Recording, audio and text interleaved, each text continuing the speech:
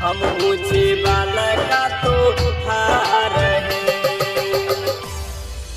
DJ Manish Raxaul, सितारा studio 0 माइल भागलपुर।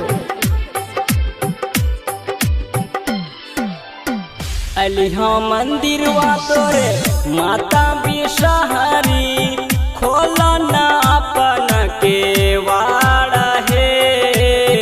हमरो पे एक बेर फिर दा नजरिया, हम ऊंची बालका तो हार है। हमरो पे एक बेर फिर दा नजरिया, हम ऊंची बालका तो हार है।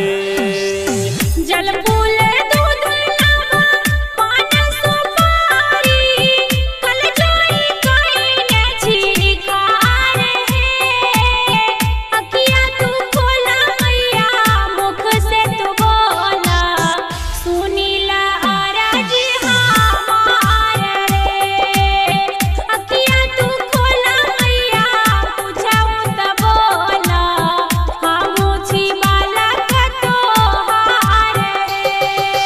डीजे मनीष रक्सौल, ऊंची बालका तो हार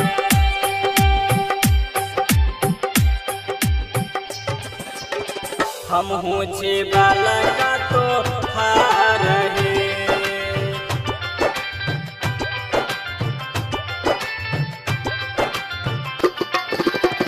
चांदो सौदागर के घर ले लो दुखवा, बिहुला पकैलो पकार है।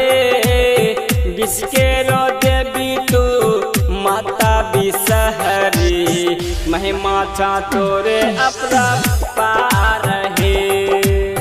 बिस्केरो देवी तू माता बिसहरी, महिमा चा तोरे अपना पार है। रहे बनल हमर नैहर ससुरबा, हमारे रहे मोर सुहाग है। गावे भजनिया तोरे सोनू अंगिका, दया कर मैया एक बार है। गावे भजनिया तोरे सोनू अंगिका, दया कर मैया एक बेर है।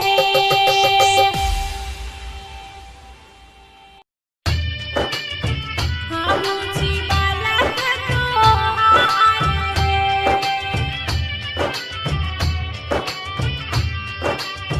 हम ऊंची बालका तो